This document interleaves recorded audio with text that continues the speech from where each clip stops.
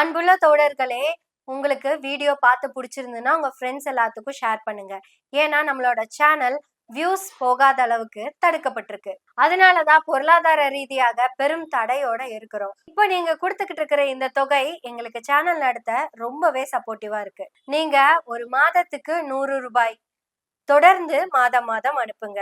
உங்க சப்போர்ட்னால தான் நம்ம எனவே பேசுவோம் தொடர்ந்து நடக்கும். உதவி கொண்டிருக்கும் தோழர்களுக்கும் உதவ போகும் தோழர்களுக்கும் மிகப்பெரிய நன்றி.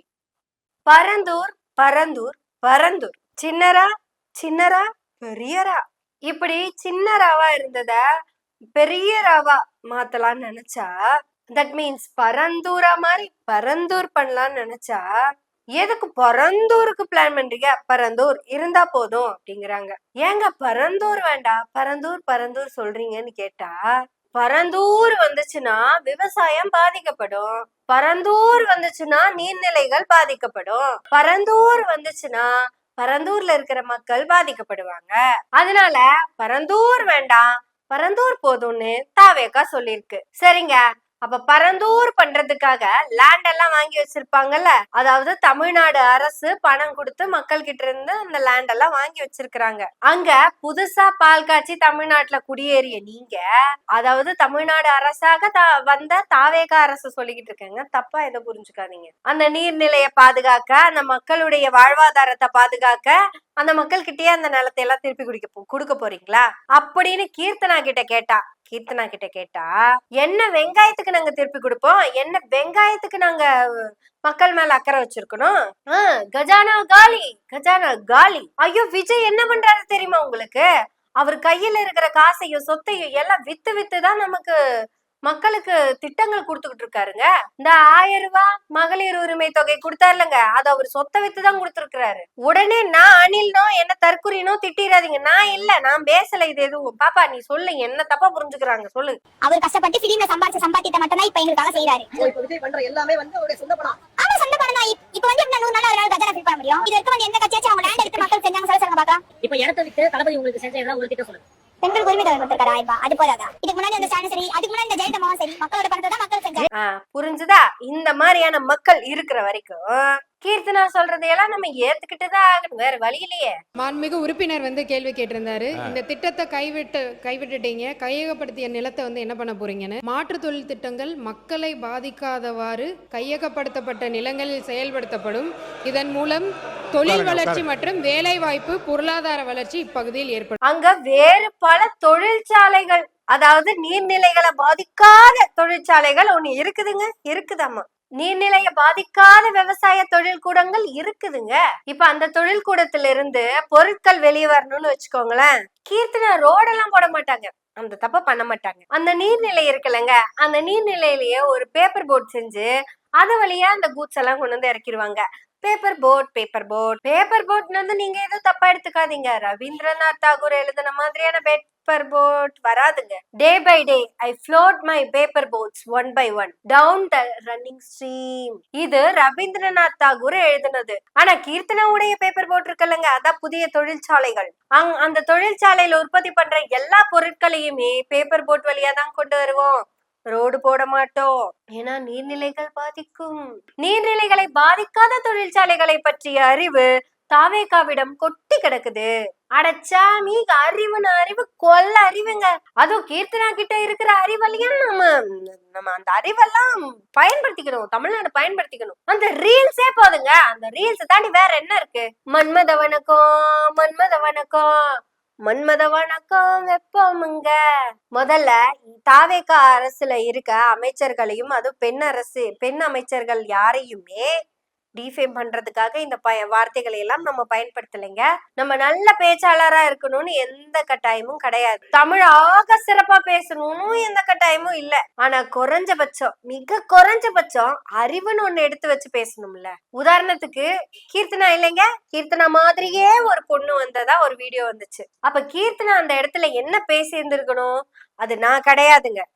அந்த பெண்ணை பத்தி தப்பா பேசுறதுக்கு நம்ம யாருக்குமே ரைட்ஸ் கிடையாது, பேசாதீங்கன்னு சொல்லிக்கணும். ஒரு அமைச்சரா அவங்க அதான் அந்த பொறுப்பு தான் எடுத்திருந்திருக்கணும். ஆனா நம்ம அமைச்சர் கீர்த்தனா என்ன வார்த்தையை பயன்படுத்தினாங்க? அரைகுறை ஆடை அணிந்திருக்கும் பெண், அந்த பெண் நான் இல்ல. என்னங்க கீர்த்தோ, அப்படியெல்லாம் பேசக்கூடாது கீர்த்தோ. அது எந்த பெண்ணா இருந்தாலும் அது அவங்களுடைய உரிமை, அவ்வளவுதான். நம்ம அதை பத்தி எல்லாம் பேசி என்ன கிழிக்க போறோம், பேச போறோம்? தேவை என்ன இருக்குன்னு சொல்லுங்க. மன்மத வணக்கம். மன்மத வணக்கத்தை ஆமாங்க தெரியாம நான் சொல்லிட்டேன், தப்புதாங்க, இனி நான் அதை மாத்திக்கிறேன் மனமார்ந்த. இப்ப காம வீரர் காமராஜர்னு சொல்லிட்டு அதை அப்படியே கர்ம வீரர் காமராஜர்னு மாத்தி படிச்சாருல, அதை யாராவது கிண்டல் பண்ணாங்களா? சோ பெண்களாகிய நமக்கு கிடைச்ச எந்த வாய்ப்புலையும் தவறு நடந்தா பரவாயில்ல, ஆனா அதை திருத்திக்க முயற்சி பண்ணணும். அதையவே ரீல்ஸ் கண்டென்ட்டா நம்மளே மாத்திக்கிட்டு பப்ளிசிட்டியை தேடக்கூடாது அப்படிங்கிறது தான் நம்ம விஷயம். ஐயோ, நான் இப்போ பரந்தூர்ல இருந்து எதுக்கு இப்ப ரோட்டுக்கு இறங்கணும்னு தெரியல. சரி, நம்ம மறுபடியும் பரந்தூருக்கே போயிருவோம். இப்போ நீங்க ஏதாவது ஒரு தொழில் கூடம் அமைக்கிறீங்க அப்படின்னா அந்த தொழிற்சாலைக்கு ஆட்கள் வரணும், அங்க ப்ரொடக்ஷன் ஆகணும், அந்த ப்ரொடக்ஷனான பொருட்கள் எல்லாம் வெளியவும் வரணும். இதுக்கு எல்லாமே டிரான்ஸ்போர்ட்டுங்கிறது ரொம்ப ரொம்ப முக்கியங்க. அந்த டிரான்ஸ்போர்ட்டை எளிமைப்படுத்த வேகப்படுத்த நமக்குத்தான் நன்மை அதிகம். உடனே யாராவது வந்தா விவசாயம் அழிஞ்சா என்ன பண்றது அப்படின்னு கேட்டீங்கன்னா, இன்னைக்கு இந்த உலகத்தையே ஆண்டுகிட்டு இருக்கிறது அறிவியல் கண்டுபிடிப்பான கணினிகள் தான். அது இன்னைக்கு ஏஐ வரையும் வந்துருச்சுங்க. உலகம் முழுக்க விவசாயம் நடந்துகிட்டே தான் இருக்கு. உலகம் முழுக்க விவசாயம் நடந்துகிட்டே தான் இருந்திருக்கு, இன்னும் நடந்துகிட்டே தான் இருக்கும். நமக்கு அத்தியாவசியம் தண்ணி தான். நம்ம விவசாயத்துல முன்ன விட இன்னைக்கு தன்னிறைவு பயங்கரமா வந்திருக்கும். இதுக்கெல்லாம் காரணம் என்ன? அறிவியல் கண்டுபிடிப்புகளும் போக்குவரத்தும் தான். 2 எருதும் ஒரு ஏறுமன்ற வேலைய ஒரு டிராக்டர் பட்டையை கிளப்பி நிமிஷத்துல முடிச்சு கொடுத்துரும். இந்தியால விவசாயத்தை காப்பாத்தணும்னு யாரெல்லாம் போராடுறாங்க தெரியுமா? போராடுறதுக்கான அடிப்படை நோக்கம் என்னன்னு தெரியுமா உங்களுக்கு? தமிழ்நாட்டுல விவசாயத்தை அழிச்சுட்டோம்னு வச்சுக்கோங்களேன், மக்கள் அழிஞ்சு போக மாட்டாங்கங்க, சாதி அழிஞ்சு போயிரும். அதுதான் காரணம். இங்க சாதி அப்படியே கட்டமைப்போட இருக்கணும்னா விவசாயம் ரொம்ப முக்கியம். உடனே எல்லாம் வந்துட்டு நீ என்ன சோத்த திங்கிறியா, வேற ஏதாவது திங்கிறியா, அறிவு இருக்கான்னு கேப்பீங்க. சாதிக்கும் விவசாயத்துக்கும் என்ன சம்பந்தம் அப்படின்னு கேப்பீங்க. சாதி இல்லாதப்போ விவசாயம் இல்லையா? விவசாயம் இல்லாதப்பவும் மக்கள் வாழ்ந்துகிட்டு தான் இருந்தாங்க. விவசாயம் வந்ததுக்கு அப்புறமும் மக்கள் வாழ்ந்துகிட்டு தான் இருந்தாங்க. இன்னைக்கு வரைக்கும் மக்கள் வாழ்ந்துகிட்டு தானே இருக்கோம். உலகம் முழுக்க மக்கள் வாழறாங்க. இந்தியாவில மட்டும்தான் சாதி வாழ்ந்துட்டு இருக்கு. அதுவும் விவசாயத்துல சாதி எந்த அளவுக்கு வாழ்ந்துட்டு இருக்கு தெரியுமா? விவசாயி சேத்துல கால் வச்சாதாங்க நான் சோத்துல கை வைக்க முடியும்னு பேசுறேன் நீங்க தான். அதாவது சேத்துல கால் வச்சாதான் சே வந்து சோ ஆகணும்னா கால் வச்சாதான் சோறாகுமாமா. தமிழ் எழுத்துக்களே அப்படிதான் வேலை பார்த்திருக்குன்னு சொல்லுவாங்க. சேத்துல காலை போட்டா சோறுனாகுதாமா. பாத்தீங்களா? சேரு சோறு எப்படி எல்லாம் எழுதிருக்காங்க சேர சோழ பாண்டியர்கள். இப்படி எல்லாம் அறிவாளித்தனமா நம்ம பேசிக்கிட்டு இருப்போம். ஆனா அந்த சேத்துல கால் வைக்கிற விவசாயினுடைய சாதிய குறிப்பிட்டு இழிவா பேசாத ஒரு உத்தம இந்த பூமியில இருப்பானா? முதல்ல யாரு விவசாயிங்கிற முடிவுக்கு வாங்க. சேத்துல கால் வைக்கிறவன் விவசாயியா, இல்ல அந்த லேண்ட் வச்சிருக்கிறவன் விவசாயியா? அந்த சேத்துல கால் வச்சு எல்லா இழிவுகளையும் தாங்கி வேலை பாக்குற அந்த விவசாயி கிட்ட போய் கேளுங்க, நீ இந்த வேலைய ரொம்ப புடிச்சுதான் பண்றியான்னு. லேண்ட்லார்டுகளுக்கு என்னங்க, அவங்க விவசாயிகள் எப்படி வேணாலும் பேசுவாங்க. நம்ம சித்தப்பர் மாதிரி, சாரி இப்ப தாவேக்கா மாதிரி எல்லாம் ஒன்னாதானே பேசுறாங்க. நீங்க நல்லா யோசிச்சு பாருங்களேன், எந்த விவசாயியும் விவசாயிக்காக பேசுறது இல்லைங்க. உதாரணத்துக்கு அந்த பச்சை துண்டு போட்டு சுத்திட்டு இருப்பாரு இல்லைங்க, அவர் பேர் என்ன, கல்லு நல்லுசாமி. அவர் சொல்லுவாருங்க, 100 நாள் வேலை வாய்ப்பு திட்டம் வந்ததுனாலதான் இங்க விவசாயிகளுக்கு எல்லாம் பிரச்சனை ஆயி போச்சுங்க. அவரு பையனோ பிள்ளையோ அவரு பெற்றிருப்பாருல, அவங்க என்ன பண்றாங்கன்னு கேளுங்க. உடனே யாராவது யூடியூப்ல விவசாயம் பண்ற பெண்களை எல்லாம் காமிச்சுட்டு அவங்கதான் விவசாயம் பண்றாங்க பாருங்கன்னு காட்டினீங்கன்னு வைங்களேன், அந்த பெண்கள் எல்லாம் சேரியில தான் தங்கிக்கிட்டு இருக்காங்களான்னு செக் பண்ணிக்கங்க. இவங்க விவசாயத்தை யோகியப்படுத்துறதுக்கான காரணமே சாதி அழியாம பாத்துக்கிறோங்கிறது மட்டும்தான். உடனே யாராவது வந்து இன்னையில இருந்து நீ சோறு திங்காத, அவங்க கிட்ட சொல்லுங்க, நீ விளைய வைக்கிறதே என்கிட்ட விற்கணுங்கிறதுக்காக தான். என்கிட்டனா என்கிட்ட இல்ல, எங்க எல்லாத்துக்கிட்டயுமே. இது ஒரு பிசினஸ். நீ ப்ரொடக்ஷன் பண்ற, நான் கன்சியூம் பண்றேன். நான் நாப்கின் ப்ரொடக்ஷன் பண்றேன், அது இன்னொருத்தவங்க கன்சியூம் பண்ணிட்டு போறாங்க. இது அவ்வளவுதாங்க. இதை தாண்டி புனிதப்படுத்துறதுக்கெல்லாம் எதுவுமே இல்லை. ஆனா பரந்தூர நிறுத்தணும் அப்படிங்கிறது தமிழ்நாடு மக்களால எடுக்கப்பட்ட முடிவு அல்ல.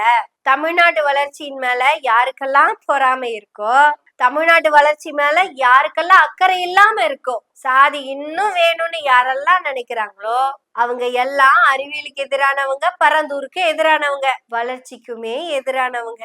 இந்த சாதி ஒழிஞ்சு வர வளர்ச்சி என்ன வீழ்த்தும்னா, சாதியால் வீழ்ந்த நான் வளர்ச்சியால வீழ்வதற்கு தயார். சாதிய ஒழிச்சிட்டனா வளர்ச்சிய எந்த அளவுக்கு வேணாலும் நம்ம கொண்டு போலாம். ஒரு விவசாய நிலத்து மேல ரோடு போட்டோம்னா 50 வருஷத்துக்கு அந்த இடத்துல விவசாயம் பண்ண முடியாது. அந்த ரோட்டை ஃபுல்லா கொத்தி எடுத்து அந்த ரோடெல்லாம் அழிச்சு விட்டுட்டு 50 வருஷம் தரிசு நிலமாவே இருக்கட்டும், 100 வருஷம் கழிச்சாச்சும் அந்த மண்ணுல கண்டிப்பா எதையாவது விளைய வச்சிட முடியும். ஆனா சாதிய எதை வச்சு எதுக்காக எப்ப அழிக்க போறோம்? முதல்ல சாதி அழிச்சிருவோம், அதுக்கு விவசாயம் அழிஞ்சாலும் பரவாயில்ல. இந்த பரந்தூரை பாதுகாக்கிறோங்கிற பேர்ல இந்த பரந்தூரை விட்டுட்டோம். ஐயோ, இந்த பரந்தூர்னா நான் ஊரை சொல்லிங்க, அந்த சாதி பார்த்துட்டு இருக்கோம்ல, பத்திரப்படுத்திட்டு இருக்கோம்ல, அதை சொன்னங்க. சாதி பறந்து போவதற்காக பரந்தூரில் விமானம் பறக்கட்டும். கல்வியும் அறிவியலின் வளர்ச்சி தான் நம்ம கிட்ட இருக்கிற சாதிய துரத்துறதுக்கான மிகப்பெரிய ஆயுதம். அந்த ஆயுதத்தை எக்காரணத்து கொண்டும் நம்ம கையில இருந்து நழுவ விட்டுற வேண்டாம். அது என்ன காரணம் சொன்னாலும் விட்டுட வேண்டாம். இது தனி மனித ஈகோவுக்காக இல்ல, இது தமிழ்நாட்டின் ஈகோவா இருக்கணும். சாதிக்கு எதிரான ஈகோவா இருக்கணும். கண்டிப்பா பரந்தூர்ல விமான நிலையம் வரும், அது திமுக கொண்டு வரும். தமிழ்நாட்டின் வளர்ச்சிக்காக திமுக என்றுமே துணை நிற்கும். திமுகவுக்கு நாம துணை நிற்போம், எங்களுக்கு நீங்க துணையா இருங்க. நீங்க அனுப்பிய தொகைக்கும் நன்றி, அனுப்ப போகும் தொகைக்கும் நன்றி. பேசுவோம், எனவே பேசுவோம் நாள்தோறும். உங்களுடைய ஆதரவுகளை நன்றிகளோடு எதிர்பார்த்து கொண்டிருக்கிறோம். நன்றி, வணக்கம்.